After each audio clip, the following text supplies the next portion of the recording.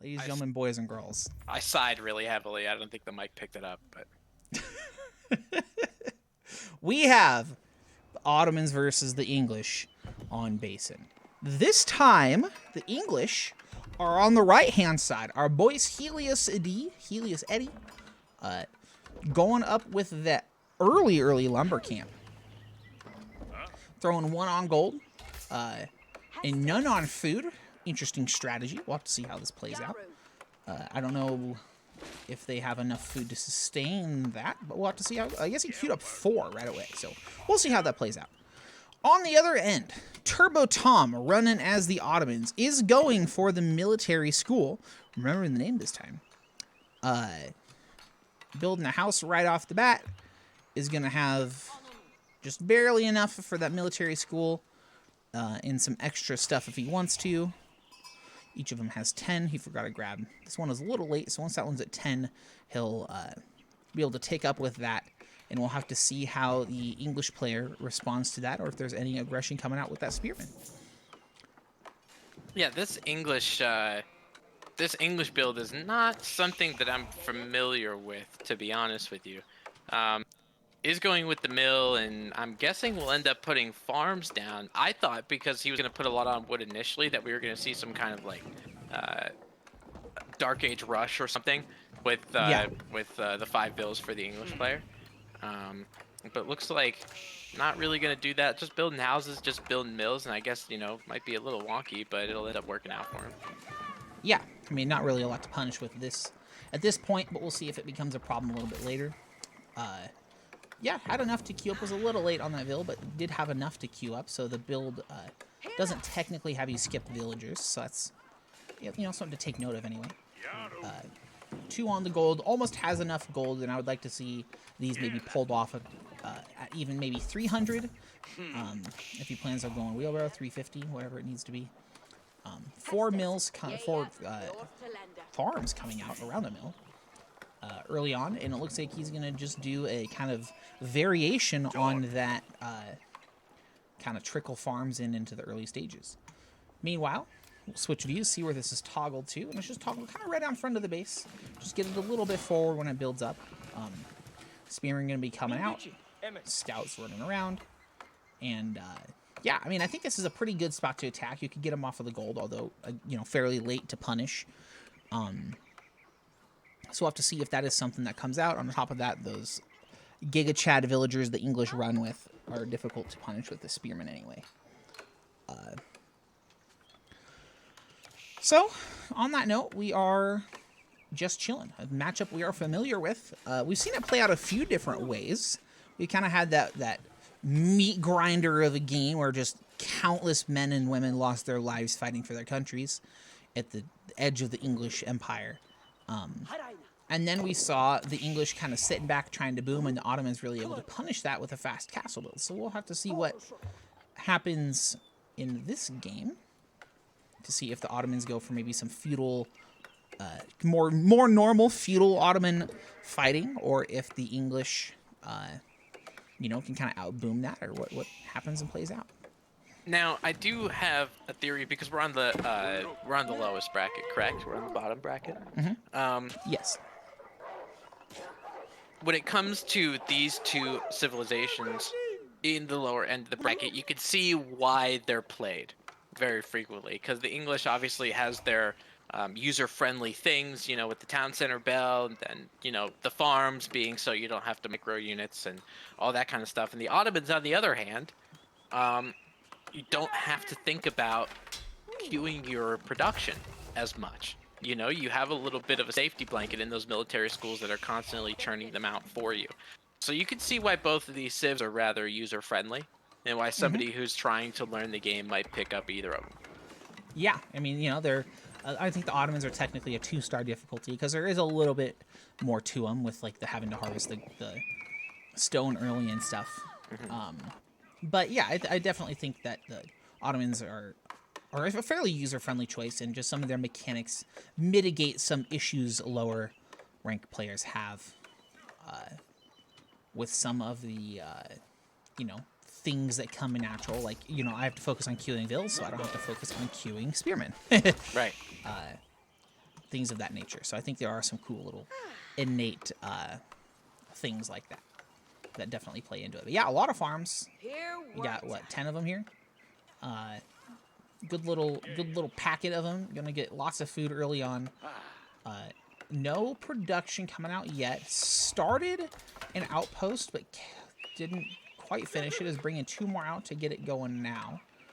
Let's take a look at what we got people seeing here. Scout sees that. These guys chilling, enjoying the view. Meanwhile, other scout is on the other side. Pile of sheep. Not too worried about it because of the farms. And yeah, people just scouting the map.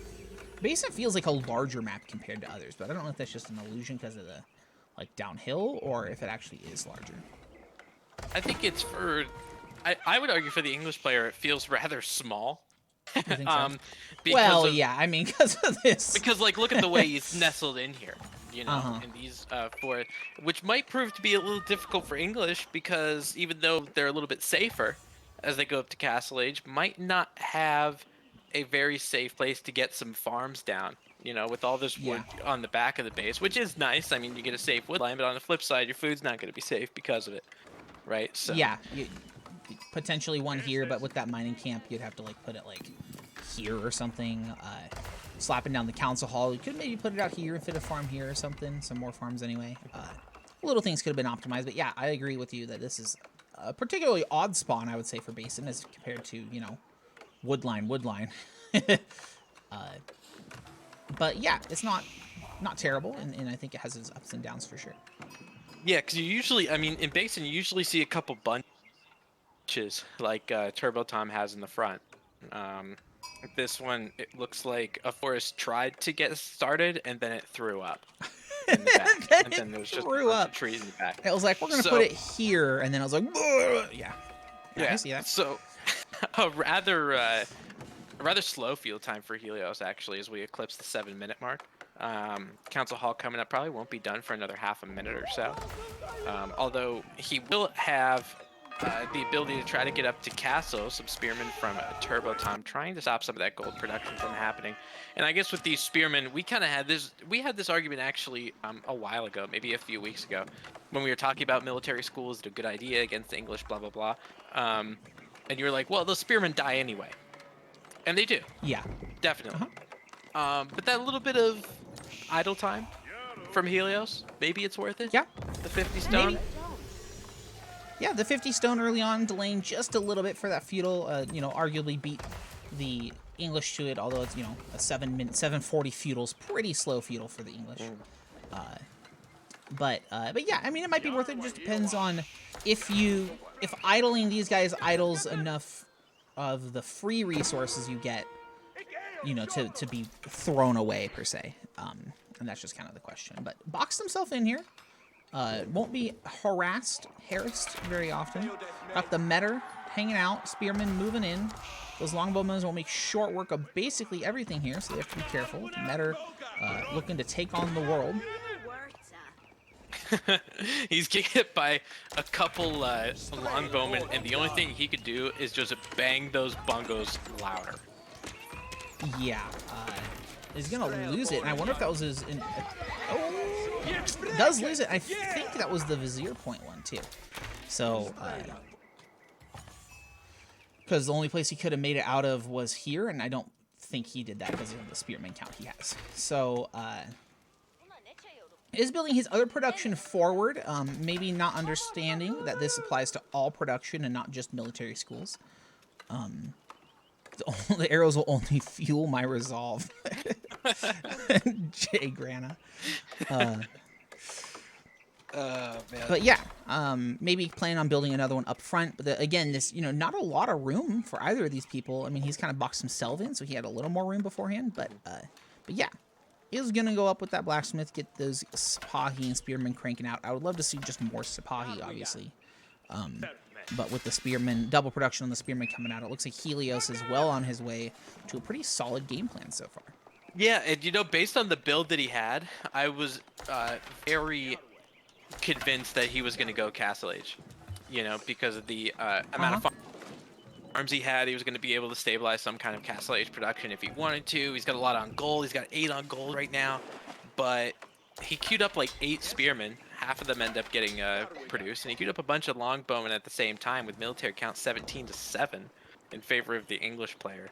I think there might be a little bit of indecisiveness coming from Helios because, again, with these 8 villagers on gold, you're not using gold to make units, right? So that Yeah. gold, if they keep those villagers there mining the gold, he's just gonna end up sitting in his bank, and he's not gonna do anything with it. Yeah. TurboTom as dude, where's my con? Yes. Oh my God. I haven't talked to you in months. Oh my God. He knows every time I see his name in chat, I get hyped up because I think it's the best name I've ever read. It's pretty good.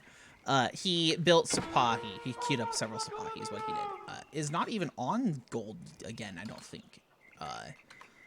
Has a few on there, but is trickling some in and spending it on what I think is upgrades.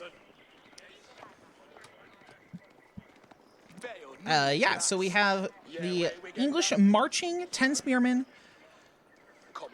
and 12 longbowmen and a scout across the map. We'll come across some walls, but I would say they're fairly safe against this army. Those 10 spearmen will make pretty short work of those Sipahi. That's one spearman gonna find out the hard way, if they're not careful, how it feels to be impaled by English longbows. Looks like they're peeking up to the top side, though. Scout moving ahead, gonna see the walls. Yeah, Helios looking to try and get some kind of counter damage done after, I would say, rather ineffective, but raids nonetheless from TurboTom. Maybe, let's check the vision here and see what we got. Does see him, and is able to pick off one villager, possibly two. Can we get him close enough? Spearman burning down the wall. Good little pickup on the scout, peeking around the backside. Does have to watch with the spearman coming on the other side because the Sipahi are going to run into him and barely gets him over there in time. But we'll continue to burn down this wall, and with the Sipahi outside the base, that's going to actually create a bit of an issue. Those longbowmen's range, man, that's just insane. Because if you get a vision, they can just shoot over the top of forests like this. Pretty wild. Is able to just shoot from this wall onto these vills. Kills another 2 or 3 there, so 5 vills down. Helios taking the vill lead by 4. TurboTom just plinking over with a vizier point. Curious on what it was. Is doing some raiding with the Sipahi, but is fighting into spearmen. And Sipahi do noticeably bad into spearmen. They have 0 melee armor at all, and don't do particularly a lot of damage. So now that the hole is open on TurboTom's base, would love to see him move in, but he is currently, defending at home. TurboTom throwing away those Sipahi into some spearmen to get basically nothing done on the other side. And that always feels really bad. And we see this, oh my God, there's a traitor. I'm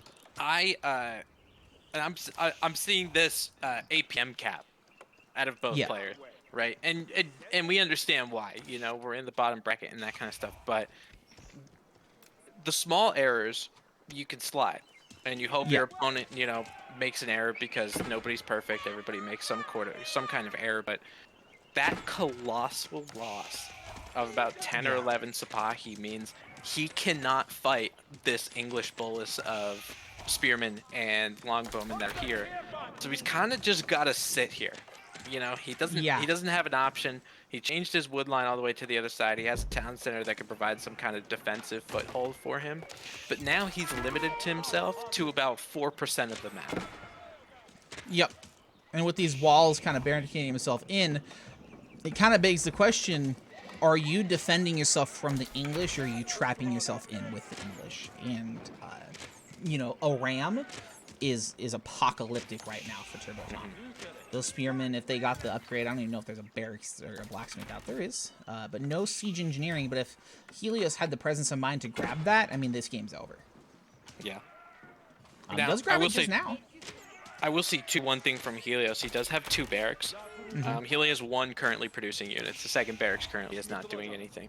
And what I would do, just because you do have that good food economy, you have a lot of villagers, you're continuously pumping them, which I'm noticing. You're doing a very good job of that. Add some more production buildings in there. You know that you can really put the pedal on the metal here with some feudal age aggression. Let's just buy into it. let's go all in and see what we can do. Yeah, we have instantly, as soon as siege engineering is done, the Ram's coming out, and I think this is just real bad news for Helios, and because what does he have? He has one Sipahi and a pile of archers. Nothing here to stop this Ram. He's gonna have to sack Vils for it. I mean, he has some Sipahi, but as we saw, they do noticeably poorly into what is now 16 spearmen. And even for how many archers, let's see how many archers he has. He has about 15. Assuming that nobody has upgrades, and nobody does, it's not going to be enough archers to really pick off all of these spearmen before the longbowmen get a hold of them. And yeah, well, the longbowmen have the +1 damage as well Right. on Helios' side, so you're seeing those archers does go leave down. this unguarded. Yeah, the archers are going to go down though, but does lose the does get the outpost on fire, but it will eventually die. But wasn't willing to sack the spearmen to fight the Sipahi. And I personally would have. I would have run my spearmen here and just surrounded that Ram. Between the Ram and between spearmen, you're just going to burn down this outpost. It doesn't have arrow slates. It doesn't have fortifications. Trading back some of those archers to kill some of the spearmen, but still not enough. Town Hall is going to deter them. But this whole side of the map is just shot to hell.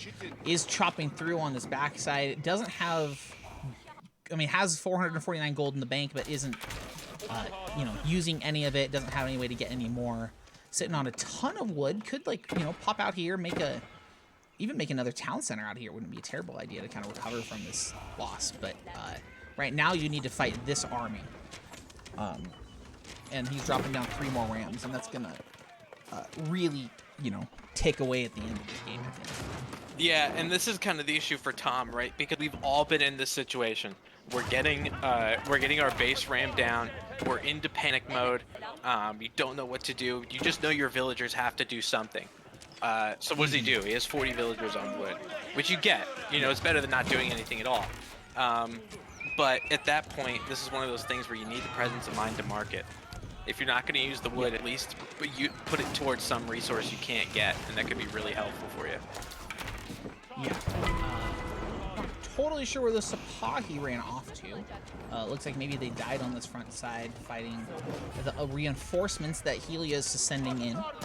But yeah, Ram's going to start ramming down this town center, and only being feudal age is the town center and the twin minaret. And you're in a lot of trouble. Town center is going to be picking off some of these longbowmen. But with some early men-at-arms coming in, they're going to be able to tank up a lot of this damage as well, burning down this front side, getting on that production. Yeah, and it just kind of makes you, puts you in a pickle where you're just like, well, what do I do? How do I handle this? And you see TurboTom's response, too, on the east side. He dropped down a bunch of archery ranges because he's like, I got to get rid of these spearmen. And you understand this thought process. There's so many spearmen here. I got to get rid of them. I don't know what to do. I got to make a bunch of units. So he's going to make production buildings. The issue is, with all of his economy idled, he can't possibly produce out of all of these simultaneously. He might be able to do for a round or two. But it's much better to put that wood. Although you're putting it to good use, there's an optimized way to do that. Yep. Rams taking down just whatever is close by. Villagers going to pop out of that town center, start burning it down. There are spearmen, so they're going to have a little pinata party here once that one dies. And they're not going to like the candy that's inside. Nope, that's a Trojan horse long after the Roman Empire has been concluded. And man, this is difficult for Tom because you know he's in the semifinals. He worked a hard way to get here, but I don't see a way for him to come back out of this. No, there's arguably no way. He has Janissaries coming in. Did it age up apparently? I didn't even notice that. When did that happen? No, he got the Vizier point. You get 8 Janissaries. Oh. I was like, I don't see it aged up on. I don't know what happened here. Helios did age up though. Looks like with the King's Palace on this back corner, not making any units, but out here on the gold or something with the trade coming in and just kind of securing another eco lead. But yeah, has 4 Janissaries, 23 archers, was able to repel the attack, but I mean, how much life do you have left in you, Right. Right. I'll tell you what, for Helios though, good use of those rams. Making sure his units get spared there. I mean, he saved 7 spearmen and men-at-arms in the process on that further retreat. So I like what he's doing. However, TurboTom thinks because this rush has stopped, he might be able to push the advantage a little bit, use his archers, use his Sipahi, but I think he's going to run into these Castle Age men-at-arms that have enough armor as a skyscraper, and it's going to be very difficult for him to win that fight. I mean, he got the Iron Chad, right? So Yeah. Without any other armor upgrades, there's 7/7s. 7/7s doing 13 damage. I mean, that's not nothing. And with literally nothing here to do damage to this armor, it's, you know, 4 Janissary is going to do something, but not. As you can see, it's very little.